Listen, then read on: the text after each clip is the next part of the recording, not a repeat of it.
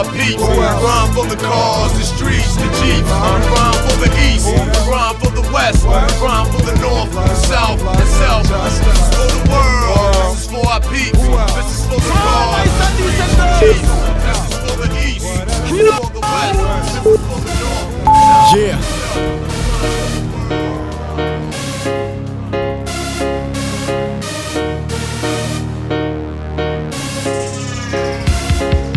I never have taken the walk of shame. With me, it's always been the walk of fame. You push me down, I stand back up. You foreclose on my life, I rise up. I'm the crypto Robin Hood of the century. We are taking back the dignity. It's a dynasty, an impoverished, synchronized development. It will be crypto-califragilistic, expialidocious. Reverse, it's universe. Look up to the one that guides you.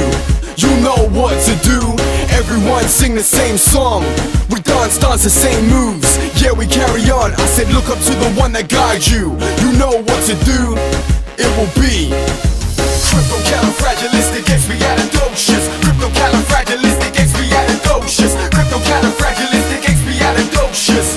It will be crypto-califragilistic, expialidocious. Crypto-califragilistic, expialidocious. Crypto-califragilistic, expialidocious. It will be move for me. Now it's a walk of fame.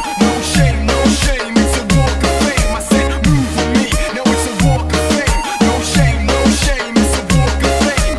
Move for me. Now it's a walk of fame. No shame, it's a walk of fame. I said move for me. Now it's a walk of fame. No shame, it's a walk of fame. Yeah. Keep going. I rise back up, get up when I'm falling. Keep going. I see a new day when I wake in the morning. Keep going. The crypto Robin Hood, no stopping, no stalling. Crypto-califragilistic, expialidocious. Crypto-califragilistic, expialidocious. Crypto-califragilistic, expialidocious. It will be crypto-califragilistic, expialidocious. Crypto-califragilistic, expialidocious. Crypto-califragilistic, expialidocious. Everybody, we're going to be in for a long one tonight. It's a full hour. We're just going to be talking about what's going on and get informed. So hopefully enjoy the stream.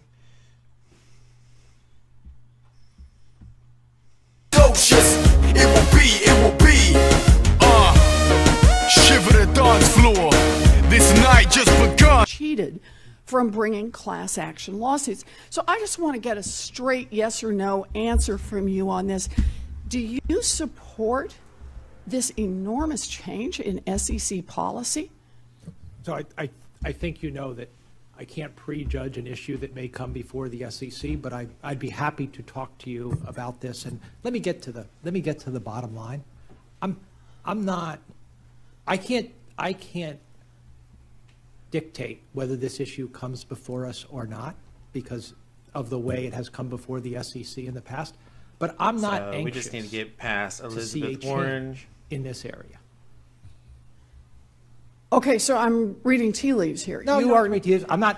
I mean, you run this agency. The change can't happen without your approval. I think it's fair for the. That's actually not right. If it came up before the agency, I'm only one of 5 votes. I'm going to guess there are going to be at least 2 votes against that, and that you, at best, will be the deciding vote. Senator, I don't want to prejudge. She's okay with all the derivatives market, just not the virtual market. It would take a long time for it to be decided because it would be the subject of a great deal of debate. And like I said, in terms of where we can do better, this is not an area that is on my list for where we can do better. Okay, so I tell you what, Chairman Clayton, I'm going to let you get away with that because what I'm reading is real skepticism about a rule like this. You know, the SEC's mission is to protect investors, not throw them under the bus. She's got her and I can't panties think of in the anything bunch. that would do more harm to investors than saying they have to pre-waive their rights to sue a company in a class action when that company cheats them. So, like I said, it's not a change that's on. I hear you. So let me ask you about something else, and that's the fiduciary rule. Financial advisors who put the high fees, the commissions, the kickbacks, the prizes they can get for recommending a specific product ahead of the interests of their clients cost hardworking Americans trying to save for their retirements about $17 billion every year. And that's why President Obama and the Department of Labor put the fiduciary rule in place to eliminate these conflicts of interest in retirement. They don't want you to accounts retire like 401ks with and your IRAs. money. Now, I mean, less than they a month tax after you if you take were it out. So sworn you get in penalized as for chairman of the touching your own money SEC, if you take it out. You issued a request for information asking for public comment on rulemaking related to the It's a standards of deterrence from conduct getting your for money out. and by the time you investment retire, it advisors all and goes to medical broker-dealers. bills. Can you state to this committee that any rulemaking you do on this topic will not weaken the existing protections for retirement savers? I'm making an absolute statement like that. Yeah. An absolute statement that you are well, not going to weaken rules for people who are trying to save for their retirement. From what baseline? Let me. Well, we have a rule from the Department of Labor. Now you I'm not really sure how this audio is you working, could but pass we're just the going to same run with rule, it. or you could weaken the rule. I want to know that you're not going to weaken the rule. That's all I'm asking. So we saw some volatility in the markets. Obviously we took a dive. The relationship Bitcoin between futures, investment advisor, broker-dealer, Bitfinex, and their client Tether, in a very simple BitConnect, area, you name they it. have a 401k, they have an annuity, and they have a few stocks, is regulated, throw out the banking regulators, it's regulated by no less than 5 people. And they all have different standards. My main objective is to bring clarity to that without jeopardizing investor protection. Well, that's how I'm. But that's the question I'm asking about about whether or not you're jeopardizing the protection that people are trying to save for their retirement get. I get that you could bring clarity. Clarity could be do whatever you want. Clarity is what is right now has cost American investors saving for their retirement $17 billion a year. I think it's a combination of an insufficient standard in some places, which we are looking to increase. I'm glad to hear that. A lack of clarity, and also the standard is only as good as the remedy available. And one of the things that I'm also looking at, believe me, I kind of like Jay. In this space, trying to get it right. One of the things we're He looking at seems like a really, what dollars well-rounded guy. Got his head on his shoulders. Because you can have a really strong standard, but if there are no dollars there, that's a problem. He's not really interested in changing how the system Mr. is. Chairman, if you want to strengthen enforcement of this rule or strengthen the rule itself, count me in. But that's what the American people look to the SEC for. Thank you. I do. Thank you. Thank you, Mr. Senator Chairman. Perdue. I want to go change the subject just a little bit back to Bitcoin here, or to cryptocurrencies. We see in IPOs and tax jurisdictional arbitrage. Do you guys see that today in this developing cryptocurrency and also in ICOs? Chairman Clayton, you want to start with that? Well, yeah. And by the way, who pays for frivolous class action lawsuits? Who pays for that? Shareholders. Yeah, and investors, I would argue customers, employees, all of the above, right? Yeah. Would you answer that question for me, please?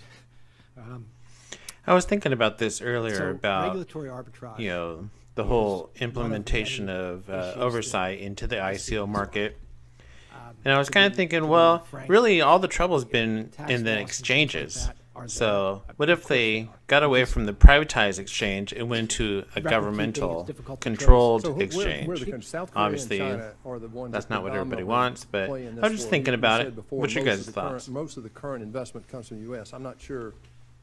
I don't know if we all know enough yet to know that, right? South Korea and China are really heavily invested. In fact, China now, or South Korea has a new rule that says you have to use real name bank accounts in order to trade in this. Yeah, and those are the kinds of things I'm asking for. Is there arbitrage really going on around the world here? There is certainly regulatory arbitrage, but what you're making a great point, because this was a largely unregulated space across the world, and now what you're seeing is each country taking a perspective, a view, action, etc., which also goes to how functional is this asset class, and how would we regulate it, and how does it work?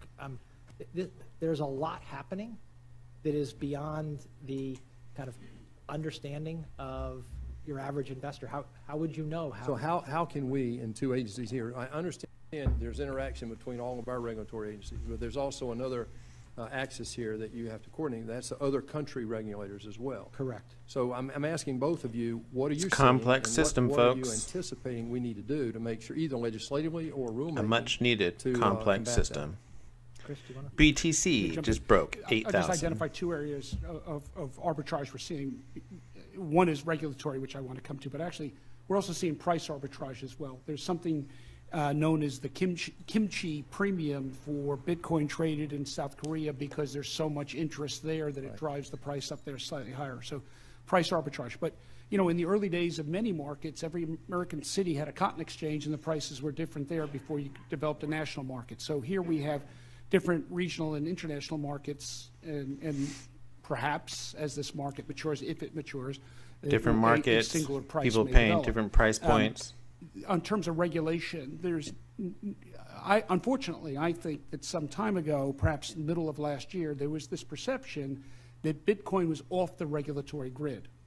And one of the things that Chairman Clayton and I have been working so hard to do is to disabuse that notion. Now, we are limited in our regulatory authority to set regulatory standards on these underlying platforms. But when it comes to enforcement, when it comes to ICOs, we're using our full authority to drive the message, and other countries are doing that as well. So there's some things that I think we should be paying attention to in this hearing that's kind of be brought up later. Well, I'll pinpoint them. Going on there. Jay Clayton spoke very eloquently at the FSB meeting recently in Basel, Switzerland. We are beginning our communication with other regulators, and I think the message is getting through that this is not off the grid. And I think part of that is now you're seeing it in the Bitcoin price. As the word is getting out that we will go after misconduct, I think you're starting to see that reflecting the price, and I think that's an important step. Well, what little time we have left, I'd like both of you to respond to the pump and dump efforts that are underway right now. You see this beginning to develop.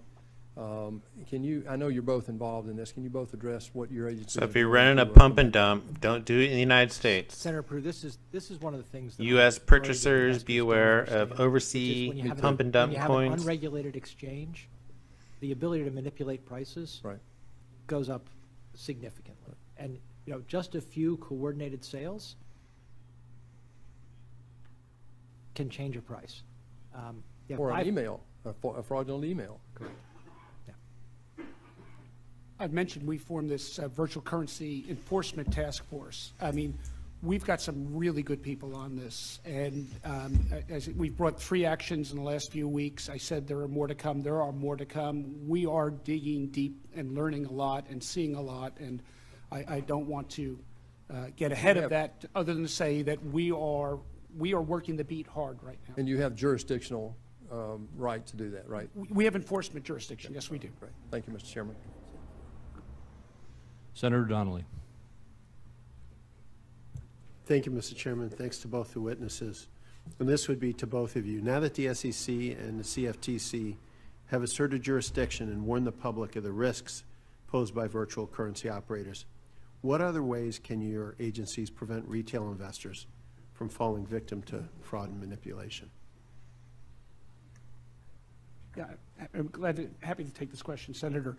Earlier, Ranking Member Brown mentioned what are we doing with the CFPB. We've actually formed a partnership with the CFPB to consumer education in the area of Bitcoin. One of the things I've learned recently is that America's libraries are a place where a lot of people go and research Bitcoin. In fact, they use the library computers. One of the most frequently searched items from a library computer is a Bitcoin. And so we're teaming up with CFPB to go out to America's libraries to educate librarians who often get some of the questions. It's too important, folks. We got to know what they're thinking. We got to get inside their minds. To use our resources, our Bitcoin website and our other resources. So we are really getting very creative in the area of consumer education. I've mentioned we've got several podcasts on this subject, which are with thousands of downloads. We are working as hard as we've ever worked. We've never done as much work on consumer education as we've done with virtual currency. We also have an Office of Investor Education that has been engaged with a number of groups on this, and I think they've done a terrific job getting the word out. In terms of like getting the word out, though, there are financial intermediaries and other actors that we're counting on to act responsibly in this area. Okay. Deal with their Well, let me ask you a follow-up, and it goes to the point you just made about the libraries and others. Are you concerned that retail investors will remain vulnerable to fraudulent and manipulative online solicitations that are sometimes more difficult for you guys to pick up? Senator, in the broad range of marketplaces, seniors seem to be the prey of choice for fraudsters and manipulators. Whether it's in precious metals, whether it's in foreign exchange, whether it's in a whole range of products, we see and we prosecute continuously fraudsters who seek to prey on either the less sophisticated, It's the Wild West. Seniors who maybe don't quite have We the get to retirement experience in our nest egg lifetime, finally. that they believe they need, and fall prey to Just a get rich different quick form. schemes or schemes that say we'll guarantee 100% returns and all kinds of nonsense. You got to do your like research that. and know what you're It's a buying. big part of our So, by the way, enforcement if you're effort just as joining well. us, Let this me is ask you Aaron this, over at BTC.Capital. and We this run a goes, Facebook page and we to do Facebook live perspective streams. and to hopes and If you want to dreams. join us on But, our next live stream, go ahead and what drop warnings your would you give? Skype There was an ID and article in we'll Washington jack you in Post on the yesterday. link and we'll be discussing And it was about cryptocurrencies, good, hardworking ICOs, Americans, blockchain. people who have worked really hard and want to have a pension. It was about a group of our friends and neighbors from Kentucky. And the title of the article was, "Bitcoin is my potential pension." What would you say to them to help protect them from winding up in a situation a few years from now where it didn't quite work out the way they were hoping? It's such a troubling development, Senator, unquestionably, which is why we're putting out so much materials. But what I would say to them is it's the same advice I'd give my children. If it sounds too good to be true, it is. If they're promising ridiculous returns, they're ridiculous. If you are I still don't understand why people are buying into these well-known Ponzi schemes. I agree with everything. I mean, if you did just a little bit of research, you said. would see I also would say this to them. that which is, obviously you're going there to are be things like hosed disruptive maybe a technologies month or that 2 come months along, later down the road. But they shouldn't disrupt the way you look at markets for us or the way you look at investing. Pumping all of your money into a disruptive technology has a very high likelihood of not working out for you as an individual. When we see disruptive technologies come along, Work out the way they were hoping. It's such a troubling. Everybody's on board. Yes, we all know it's which is why promising we're putting technology. so much materials. But what I would say to them is it's the same advice I'd give my children. If it sounds too good to be true, it is. If they're promising ridiculous returns, they're ridiculous. If you are going to give them money, you'd better be prepared to lose it. I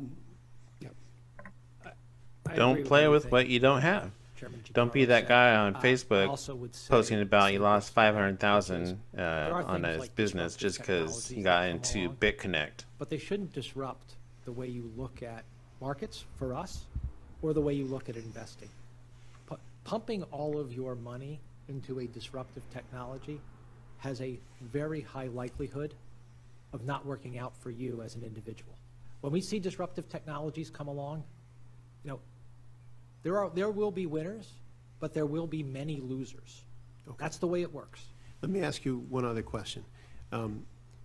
How can both of you best assist law enforcement and federal authorities to ensure these virtual currencies are not used by terrorist groups or nations like North Korea to evade Terrorist sanctions? groups can use debt-based currency too, So we fiat work currency. very closely with law enforcement. North recently Korea commenced actually a prints that program stuff out with like the it's FBI, where we actually water. have FBI agents on secondment with our agency in order to look at this.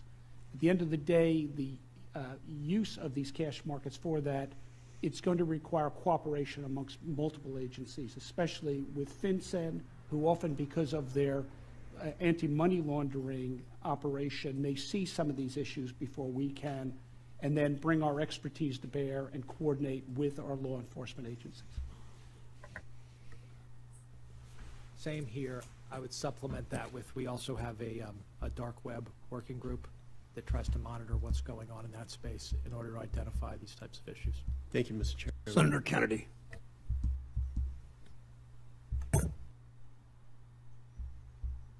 Thank you, Mr. Chairman. Welcome, gentlemen. I think you're both doing a terrific job. Chairman Giancarlo, when is the last time you bought a stock, exchange-traded fund, mutual fund, or a bond? I think this guy's going to fall asleep at the hearing. Like, when's the last time you bought So I hold and read the syllabus? generally traded funds. Yes. When's the last time you bought one? Well, probably before I pretty much put my investing. A year ago? Well, probably before I started at the commission. 2 years It's been ago? Yes. Okay. When you bought it, what'd you buy? Equity or bond? Index funds mostly. Index funds, okay. When you bought it, did you sit down and read the prospectus for the index fund? Well, you know, I'm not Cover supposed to to say cover. this as a lawyer. I'm not supposed to say that I probably didn't read it cover to cover, but I will confess that I didn't read it cover to cover. How many investors do you think do that? When I signed up, did I read I all think of the most. fine print? No. Okay. So what's the point? I mean, we're talking about all the dangers and the risks of cryptocurrencies like Bitcoin. I'm putting aside the shyster fraud issue.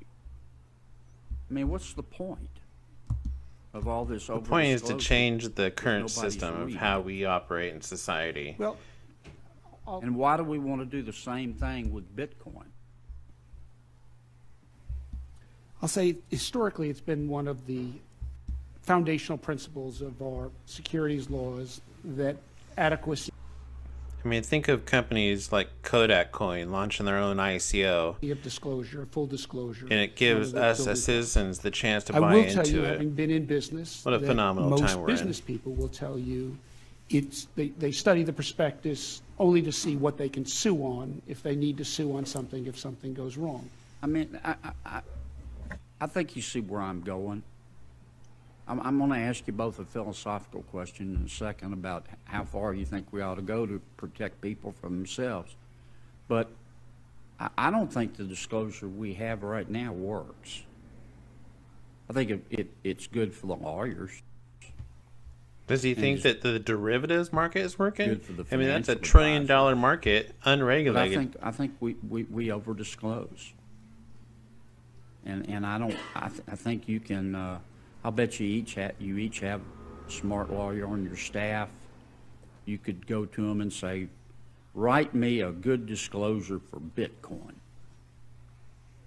And you would get it back and look at it and then pick 50 names from the Washington, D.C. phone book and ask them to come in and say, read this and tell me if it makes sense to you. I mean, what's the point? How far do you think we ought to go here in terms of cryptocurrency? I'm separating this from the blockchain technology. I mean, Separation. China We're going to go all the way, man. outlawed it. So I think South We're going to Korea change has the too. system. What are you how we do suggesting? That things, we buy just go stocks after in the companies, shysters and invest fully money, disclose? Retire when Is I that want what to. you think we ought to do? I don't have to wait and penalize myself or pay taxes or Senator, extra penalties on my own exactly money. the question we're here to pose and take forward, which is, what is the right way to deal with this new technology? I'm not, as just a person watching it, I'm not satisfied when I see people thinking that these trading platforms of cryptocurrencies have the same kind of protections that a stock exchange would. And I'm very unhappy that people are conducting ICOs, like public offerings of stock, when they should know that they should be following the private placement rules unless they're registering with us. Those two things make me unhappy. figuring out how to deal Not with them one is company why we're registered here. in 2017 I with agree the with SEC you as that far we as an should be careful ICO. not to go too far. But for me, just to be clear, for me in this ICO space, it's pretty clear that when people are violating our securities laws work pretty well. Disclosure can be improved. It can really be improved. Well, let me make this suggestion because I don't want to go over. Last time I asked questions, I got a little carried away. I think I went over 3 minutes. And our ranking member put me on double secret probation. So I'm not going to do that today. Like I have the power to do that. He does. Got put in jail, secret jail. I just, the disclosure, I mean, you can extend the disclosure we have now to Bitcoin, and you haven't done anything. I'm not suggesting we shouldn't have disclosure, but you got to have disclosure that makes sense and helps people other than the lawyers.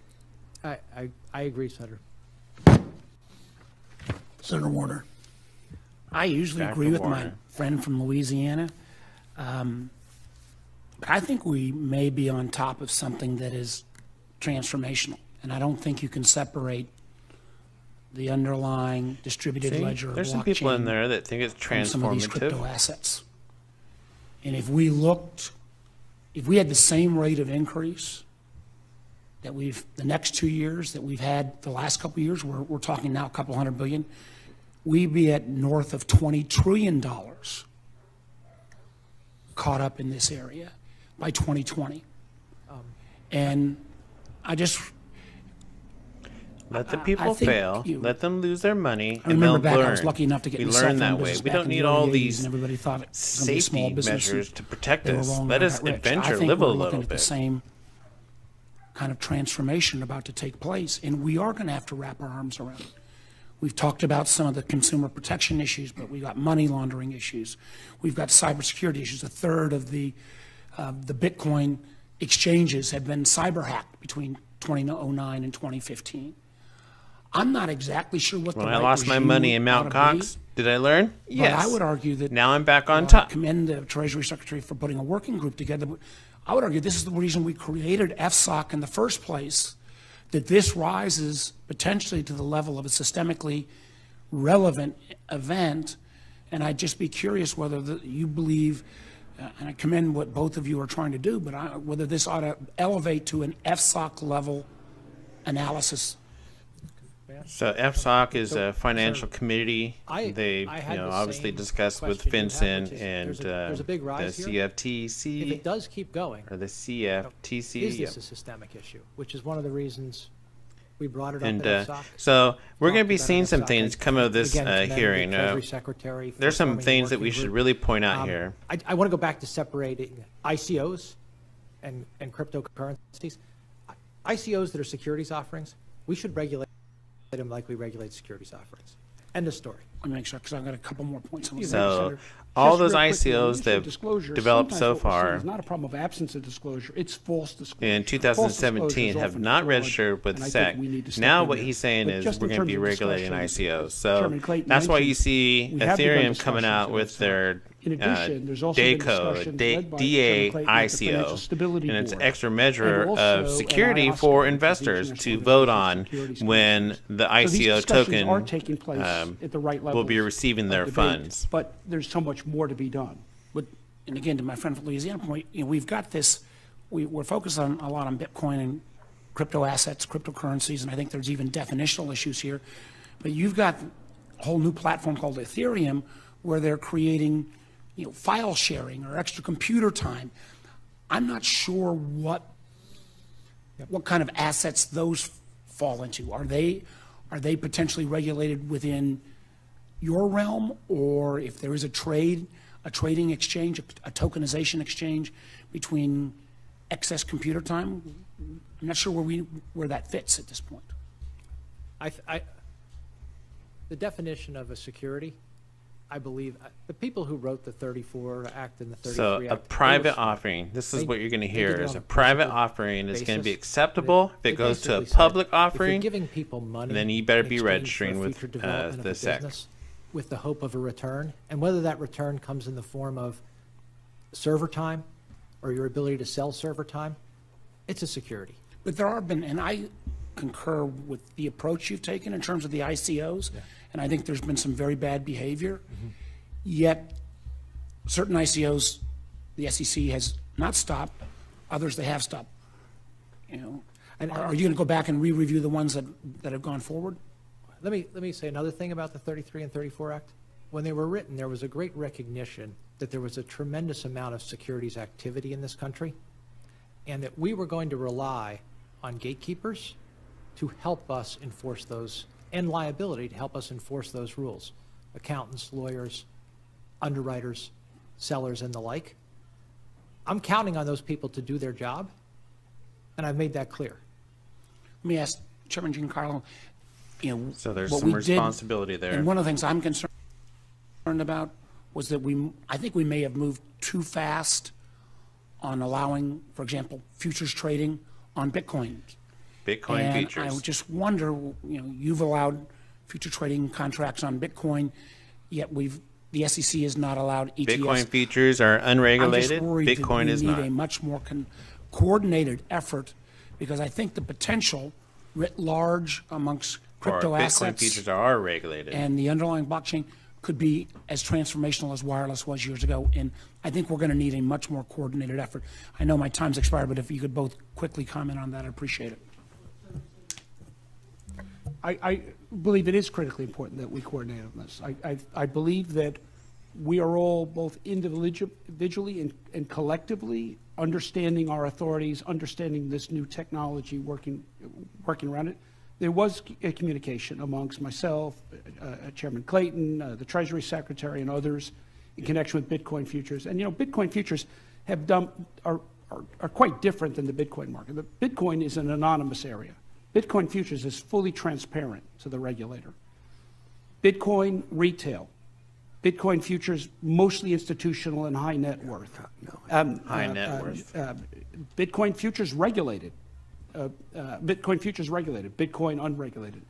And with Bitcoin futures, we're now having visibility into underlying spot markets and data from those markets that we would not otherwise have.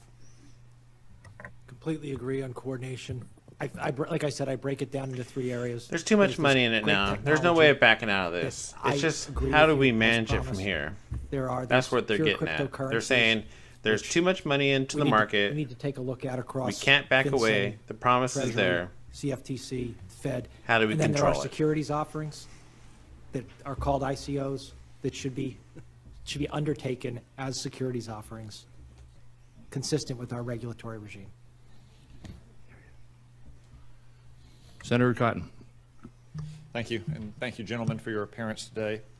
I want to continue on a line of questioning that Senator Warner began. So putting aside Bitcoin or other kinds of cryptocurrencies that are based on blockchain or distributed ledger technology, what are your thoughts on the potential value of that underlying technology of blockchain and distributed ledger technology, both to enterprises and consumers and perhaps to government? Just this morning about the use of distributed ledger technology for 2.5 billion people around the world who don't have access to banking services.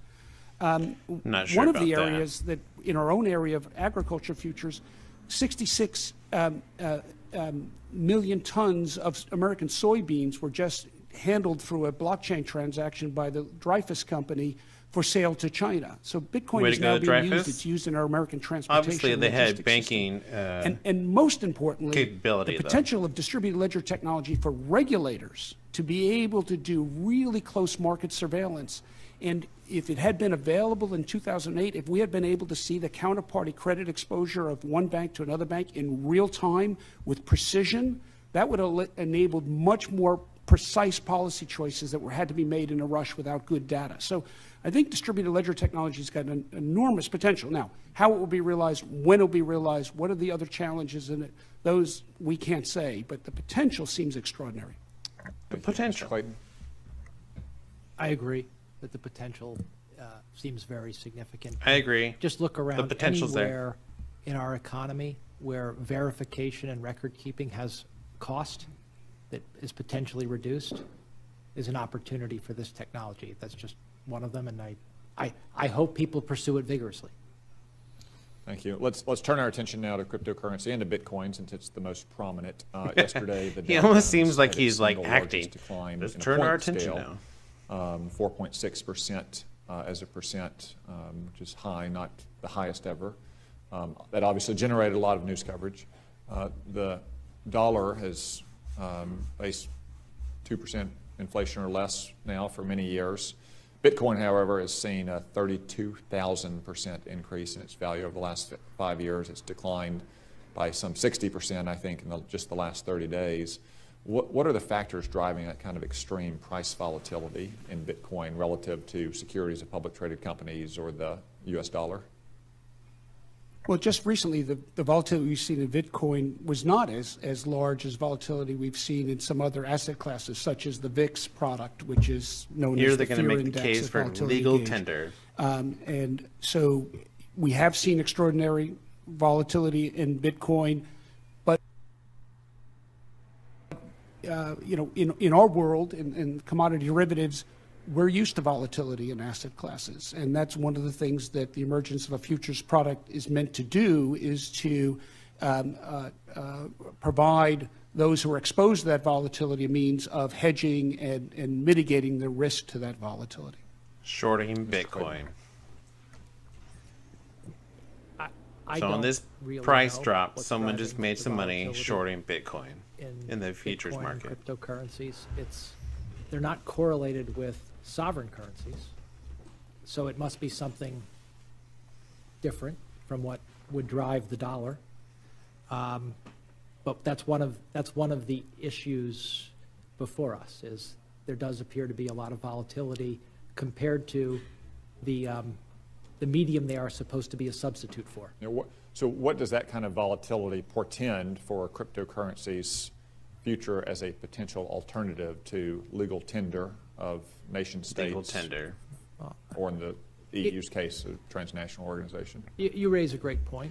Now maybe So that they're making their volatility case that we can tamped keep down it to as a stable, but commodity, an asset that is future- highly volatile. a futures is not product, a very effective means but of not as exchange, legal tender. because you don't Because know of how the much you're getting volatility. by the time you receive it, or how much you're paying at the time you have to pay it. If you agree a price on day one, but have to source it on day 10, you expose yourself to significant risk.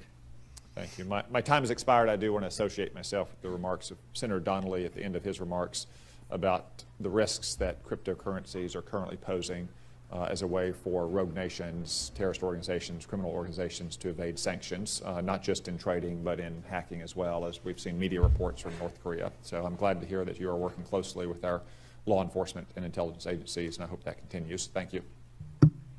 Senator Menendez. Thank you, Mr. Chairman. Thank you. They to don't both. realize It's with good to the welcome a debt-based fellow system, they New got to Jersey, continue in to your role, Mr. Chairman. raise the debt ceiling. I to have the been debt-based actively system. following both We Venezuela no and longer Russia's are responsible interest in for printing our own developing currency. The Federal virtual Reserve's currencies doing that. for the And purposes in of doing evading so, we US gave up sanctions. power of Last month printing I our sent currency, a letter to Secretary and we went Mnuchin on a on this debt-based subject, system. and I Now, when they also unpegged from the Secretary, gold and silver Mandelstam standard, about this a it could have few been weeks ago considered when the she was here before the petrodollar, committee. but now we're off of that as well. Under what circumstances would the SEC and the CFTC have a role in engaging or regulating the proposed new petro or crypto ruble currencies? More broadly, does the SEC and CFTC have a role to play in preventing the use of digital currencies by foreign governments to evade U.S. sanctions? Our jurisdiction should be very limited in that area, Senator. We have, as I've spoken about before, we do have enforcement authority for fraud and manipulation. And so if we thought that that instrument was being used for fraudulent purposes, manipulation purposes, we would not hesitate to take authority. But this, you're probably touching on an area where the jurisdictional lapse is probably greatest for the two agencies sitting before you today. And so let me ask you, manipulation, what if you're manipulating to avoid U.S. sanctions? You know, I'd have to speak to our Enforcement Council to see how that fits in, but we would certainly look at it, and if... I'd like to have you do so, and I would love to hear back through the committee. Are you interacting with FinCEN to the extent that you may have limited jurisdiction? Are you adequately integrated I think we'll into continue the to see financial the regulatory price network drop that watches for just illicit based activities, off or are there of gaps regulation that that's could going to be create implemented. vulnerabilities? I think this So, year as in we mentioned, 2018 they're going to be Senator, voting on the Chairman Clayton Virtual and I are Currencies part of Relief a, Act, virtual and currency that task will force that is state put that together by any the Treasury transactions under Secretary that includes 600 the will Fed not be a and taxable FinCEN. event. And And therefore, we have for already example, had if you our first traded meeting a in Bitcoin beginning to meeting set up some Ethereum, work that's a streams. We will have taxable more to event. come. And it just so happens that I'm actually meeting with FinCEN's virtual currency team this week on a previously scheduled meeting to get some introductory discussion started of cooperation between our agencies. And so I look forward to actually asking them this question as well. Okay. And I would just say to both of you, to the extent that you have a role to play and you lack the present authorities to do so, I would love to know about that if you determine that is necessary, because I get my sense of cryptocurrencies largely driven to evade U.S. sanctions and to undermine sovereign currencies. Both of them are a challenge to the national interests of the United States. Let me ask you this. We've seen a dramatic increase in the number of initial coin offerings where private companies are using digital tokens to raise money instead of going through the capital markets. The Wall Street Journal reported that initial coin offerings grew from about 96 million in 2016 to over 4 billion in 2017. Many of these ICOs are relying on celebrity promoters to gin up the sales. For example, last year, Floyd Mayweather, the boxer, used Instagram to promote the purchase of Centra tokens. Now, I've done extensive work on consumer protections in the prepaid card space, where we've seen celebrities like the Kardashians use their status to sell products that come at a steep cost to consumers. And this feels eerily similar. Here to comes that. your word of Just the warning, next folks. avenue of exploitation. And I worry about unsuspecting investors that don't have the resources to understand the true risks. What can the SEC do to better protect investors who may be persuaded by celebrity promoters to purchase tokens offered in initial coin offerings without fully understanding the risks? Senator, I'm not going to comment on a specific instance, but some Talking about broadly. Some time ago, we put out an alert that said, if you are promoting securities, you're taking on securities law liability. If you're promoting I believe securities, that you're has taking tamped down on some of securities this law liability. endorsement activity. I will say it again right here. If you are promoting securities, you're potentially taking on securities law liability. Well, let me ask you, I hope, I appreciate That's something that, to and I remember hope right that there. You will think about doing more to protect consumers. Can you walk us through why If you take the SEC anything at away this point from is not that, take comfortable away this with approving thought right ETFs here. with significant investments in cryptocurrencies? So ICOs, beware. Our ETF product space is largely a retail product space, and we've made it clear to the marketplace that there are a couple of issues with having an ETF that's based on a cryptocurrency. They go to price discovery, custody, and some other issues around volatility. We've let the industry know that those are issues that are of concern to us, and that we don't want to approve an ETF product with a cryptocurrency underlier until we can get comfortable with those issues. Thank you, Mr. Chairman. Thank you. Senator Moran. Mr. Chairman, thank you very much. I'm sorry you both have to crane you're next to the left, so hard to have a conversation with me. But I'm delighted to be back on the committee, Mr. Chairman. Thank you very much. Let me first start by suggesting to you that if you have suggestions, I will probably not have the chance to see you in the Financial Services Appropriations Subcommittee before we take a look at FY19. Assuming that we're successful in the next few days on FY18 and budget caps, we'll have an opportunity to reconsider spending levels for FY18. You've made your request through the budgetary process and appearance before our subcommittee, but if there are priorities in which, as we go back to potentially increase funding in any levels of jurisdiction within FSGG, I would welcome your input as to what it is the highest priority. I heard the commentary earlier in regard to one of the questions, I think, to Senator Reed was the hiring freeze has created challenges. I don't know that we can overcome that, but if it is personnel in a particular way or other things, it'd be useful for me to know. Thank you very much. And I didn't want to get ahead of the process, and our FY19 request reflects the sentiment I've expressed today. I don't know that we'll see the FY19 request before we are taking a look at the potential increase in funding more for money. FY18, Give us more money. Depending on when the president's budget is released. But I would offer that. It doesn't need to be today if there's any suggestions you'd like to convey to me. I'm not sure why these people get to vote like our future as far as how we participate in our own Chairman Clayton investment platforms. I do like why Jay, you were though. reluctant or unwilling at the moment to approve a ETF proposal. But doesn't ETFs, just as options do on its exchange, mitigate the concerns, reduce the volatility, and increase price discovery and reduce risk? So additional products, my question really is, don't additional products help alleviate some of the challenges we face, or is Bitcoin or cryptocurrency so unique that it's different than other items that are traded on exchanges? Yeah, I think that the CFTC product has that effect. It's largely an institutional product, and you can take both sides of the I think you're going to see some real things take effect when coin discovery ETFs, takes place, you can take both and that'd be sides like of an the ETF, event horizon. Predominantly, they're when for all the all the bitcoins have been mined, you're going to have the event rise horizon. and fall of Bitcoin or other currencies, just as it would, and that's We're like, a okay, different dynamic. so we lost how many coins? a futures Satoshi product. coins are And disappeared. we've long Now, taken, boom, event horizon. An investor protection view of approving those types of products, which is embodied in our liquidity, custody, and pricing rules. If we get comfortable with those rules, then we can move forward. Very good. Let me raise a different topic than cryptocurrency. One of the things that I've tried to pay attention to, and often in cooperation with the senator from Mexico, Senator Udall, is trying to modernize our IT system, particularly within the federal government. And you indicated, Chairman Clayton, about the $500 million loss in a Japanese cryptocurrency in your written testimony.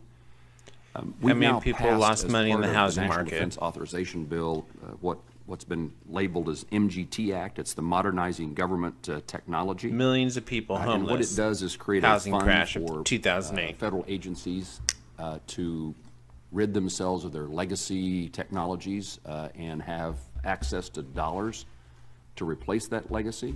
It encourages moving to the cloud, again with the opportunities for us to have better technologies and safer technology systems to reduce our vulnerabilities. I just would encourage you, you have a lot at risk in the safety and security of the data that you hold. And I'd welcome your reassurances that I'm sure you will tell me that you're spending many millions of dollars and working diligently and you have the right personnel in place.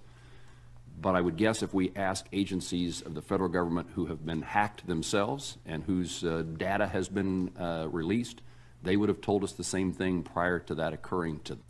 Thank you. Gentlemen, thank you. I apologize. I've been in another committee hearing going on at the same time, but I appreciate your hello, surprise, boom. And, thank you. The conversation today. Just showed up. So important. As somebody who was the Attorney General of the State of Nevada and worked on consumer protection issues, obviously weeding out any type of fraud is important in this space as well. So let me, though, start with a couple of questions that I have. I understand that companies that originated outside the cryptocurrency space, like Kodak and Burger King, have recently jumped into the cryptocurrency space. However, some critics have warned that companies are using blockchain as an opportunistic venture to pump up stock prices without having a clear business plan. One company, Long Island Iced Tea, I understand, changed its name to Long Blockchain and watched its stock Everybody's soar. an opportunistic. So are That's you what America's concerned about. that companies may be utilizing blockchain as a scheme to pump up their stock prices? I got Or dreams. just open You it got to both of dreams. She has dreams. The short answer is yes. The longer answer is I've put out a warning in this space, and I've put out a warning to securities lawyers as well, which is nobody should think it's okay to change your name to something that involves blockchain when you have no real underlying blockchain business plan and try to sell Companies got to securities thrive. Based on the He's hype putting around out blockchain. warnings, and And when you companies say are put just out a trying to be warning, what does that mean successful. specifically? What it, It's like, we put out we don't want you to be successful. We published want the- you it's to on the just SEC retire website. I made when a you're speech supposed to, regarding this. pay penalties if you But retire this is- early. This is an area of Take your money concern out for when us. you can. Anytime there's something new that people seek to, raise the value of their securities without the underlying goods being there, right, is problematic. Thank you, Senator.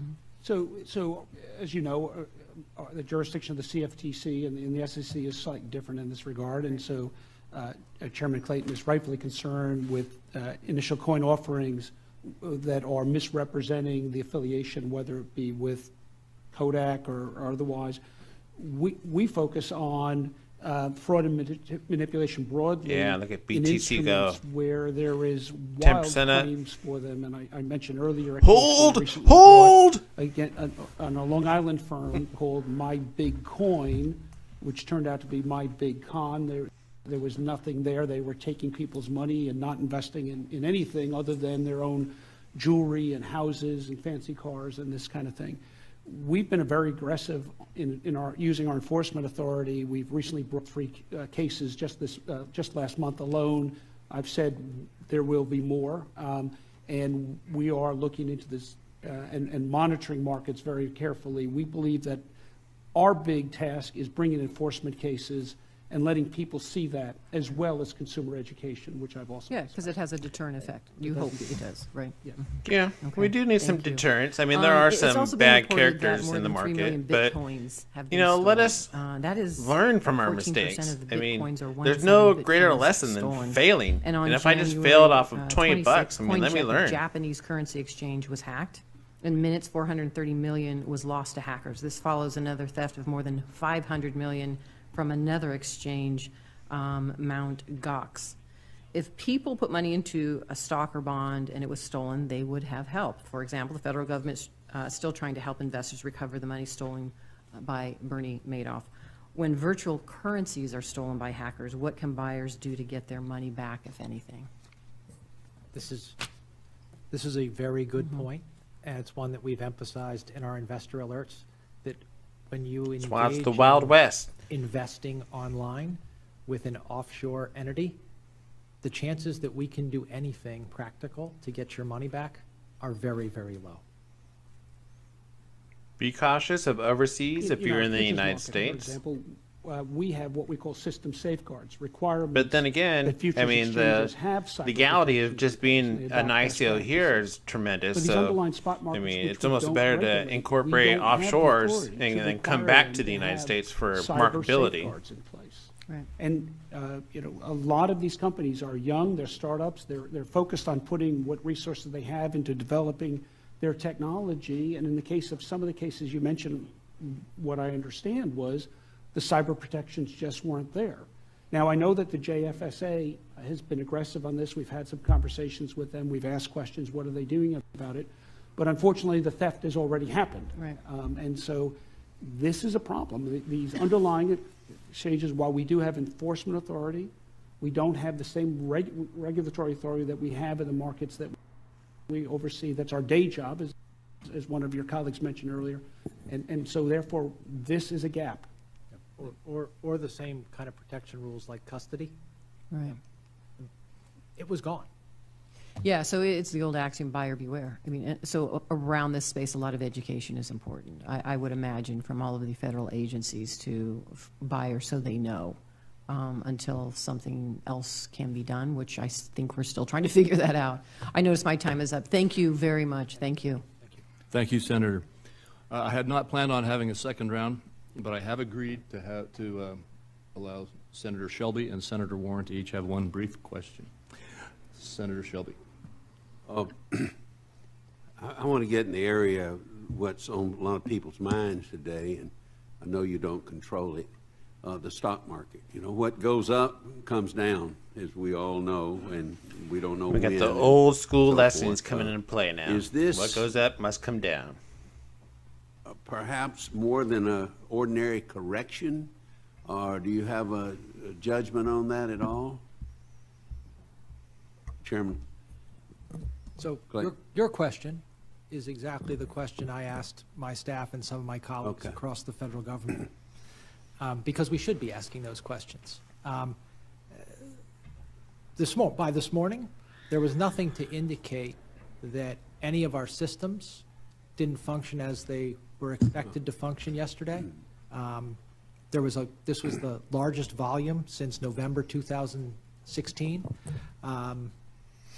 There's too much money circulating now. There's nothing they can do about it. But it was not a price. It's just how do we refocus we have two types that energy? Of limits. We have single stock limits, and then we have market limits, the circuit breakers. Will we be symbiotic with the stock market, or will we just rule the stock market single stock was and 9, replace it? The circuit breakers didn't get hit. So as I sit here today, there's nothing that came out of this that concerns me from a functioning standpoint. But days like yesterday, our job is to look at them. From a regulatory standpoint, are you saying that you don't see anything amiss? Yes. From a regulatory standpoint? Yes. You can't control what goes up and goes down. But what's spooked the markets? Is it profit taken, perhaps? Is it a whiff of maybe inflation out there because people that watch that's the whole point of the stock market is to buy low and sell high. That's why we have investors. You know, I mean, this is what the joy was of the stock market. They wanted to be able to get in at that low point, sell at the high point, and make a profit. That's exactly what we're doing in the BTC, ETH, and the ICO markets. There's a combination of all, or can we really say? Well, I can't really say. Because I, there are a lot of opinions on those things. Our job is to look at the functioning, absolutely, and look at the systemic risks. That's right. And I'm asking myself, is there anything that happened yesterday that gives me a different view of systemic risk than I had the day before? Nobody can know. And so far, no. But that's a question I ask myself almost every day. Of course, we all know that when the market is going up, people are elated. That's natural. Mm-hmm. When it's going down, some people profit, but not a lot of people are elated. Is that fair? Fair. Do you have any comment, Mr. Chairman? I'm just smiling because just a recollection of a saying that a mentor of mine, who actually was my introduction into the financial markets, used to say. When I would ask him, he was an old hand in the markets, what drove the market up yesterday or down, he'd say, oh, it was up, oh, more people bought than sold. Oh, it was down, more people sold than bought. And we laughed, but what he said to me, he said, you know, when you listen to the pundits and they say, well, the market was up yesterday because of this, that may have been why or may have not been why, but the reporters or the pundit needed a reason, so they pick something out, and that becomes the reason for the day. And I don't mean to be facetious, but markets are very, very complex, very, very complex. Very much. And sometimes it's oversimplifying, and you hear it on the news, you hear it by people that are stock pickers, and they say, well, it was because of this. Well, I don't know how anybody really We're knows. human now, beings. There's if no there are expert. fundamental, There's some people better at it, but that's there's where not like a we perfect have to do. And I expert. share Chairman Clayton's view is our job is to look at the structural underpinnings and see whether there's one anything man can that's do, not functioning. See if the fundamentals are sound. See if the fundamentals are sound. So you won't be surprised to know that we had a late night last night and early morning this morning, checking in with our exchanges to make sure that things are in order, making sure that the margin levels held, and make sure there was no significant margin breaches. And I can say that the system held, the system worked as it was designed to do, the margin levels worked as they were designed to work. And so the right systems, the right policies are in place. But the markets are always evolving, always organic, and that's why we need to stay very close to them. The market always corrects. The question is this ordinary, maybe not an ordinary correction, but is it a correction the market will correct itself and we go from there? Is that fair? Yes. Thank you, Mr. Chairman. Senator Warren. Thank you, Mr. Chairman. So I want to go back to virtual currency, and I want to ask about initial coin offerings, ICOs. Some ICOs raise money for legitimate companies, but others we know are just Ponzi schemes. And many of the investors in ICOs, I think we're going to hear our everyday final warning Americans, right here. lured by aggressive marketing promising very high returns. In fact, it is now so bad that Facebook recently banned all ads for virtual currency related products and ICOs because there were so many, quote, deceptive and misleading advertising that targeted regular consumers. So I just want to ask a little bit of question around how we make ICOs safer. Chairman Clayton, the SEC evidently recognized the risk, so it announced last summer that it would consider certain coins to be securities under the Securities Act, meaning that they have to be registered with the Commission and comply with disclosure requirements. In 2017, companies raised more than $4 billion in ICOs. How many of those companies registered their ICO with the SEC? Not one. None. Not one. And as of today, how many companies have registered for upcoming ICOs? Not one. None. Not one. So we're still at zero. Can you just say a word about why that's so? Yeah. Okay. I don't think the gatekeepers that we rely on to assist us in making sure our securities laws are followed have done their job. We've made it clear what the law is. As I've said many times, there are thousands and thousands of private placements that go on every year in the U.S. We want them to go on. We want people to raise capital, but we want them to do it right. Right. What ICOs do is they take the disclosure light benefits of a private placement and then add to it the public general solicitation and retail investor promise of a secondary market without registering with us. And folks somehow got comfortable that this was new and it was okay and it was not a security, it was just some other way to raise money. Well, I disagree with them. So it is not new, it is new, but it is not okay and it is not another way to raise money. Correct. I am understanding you to say it is a violation of the law. Yes. You know, registration really matters. When companies don't register their tokens as securities, they can hide information, and the SEC does not have the information it needs to monitor this market. I am perfectly happy for these people to do private placements, but do them right. Don't remember that. Don't try and do it as a private placement, but get all the benefits of a public And then offering. lever over into a public and do all offering. the other shenanigans that are. Well, good. So should I take today as you're sounding a warning bell for people? Maybe they better pay a little closer attention to the law, or the SEC What are they going to do pay closer with all the attention to them? pre-existing Yes, and ICOs? it's not the first time, but I really appreciate the opportunity to do it today. Thank you. Thank you, Mr. Chairman. Thank you, Senator. And thank you to our witnesses. We appreciate not only So your there's testimony really two today, good but points. the work that you are doing in this critical area. I would ask you to get back to me on recommendations as you refine your evaluation of our current financial legislative system and whether we need to provide further clarification from Congress. And with that, this hearing is adjourned. Thank you. All right, folks. So we got to take some time to marinate all the information that we just learned from this session. If you guys haven't had the chance to see Jay Clayton's testified with the SEC and CFTC, here it is for you. So.